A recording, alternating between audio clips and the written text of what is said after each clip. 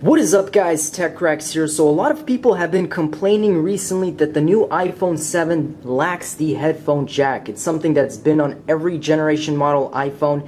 It's not there anymore. You gotta use an adapter or you gotta wait until the $159 wireless earpods that you might drop and somebody's gonna step on. So I found a perfect solution to this problem, guys. It's a very simple tutorial. Just follow along, guys. I don't even have to talk here. So now if it starts doing this, guys, this is perfectly normal. This means you're on your way to getting a brand new headphone jack.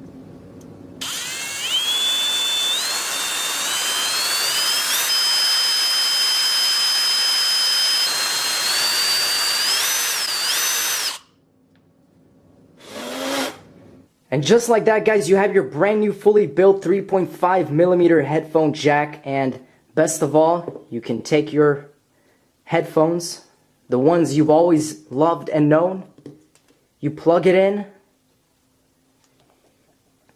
turn on the iPhone, you swipe, you play your favorite song, and you enjoy the music.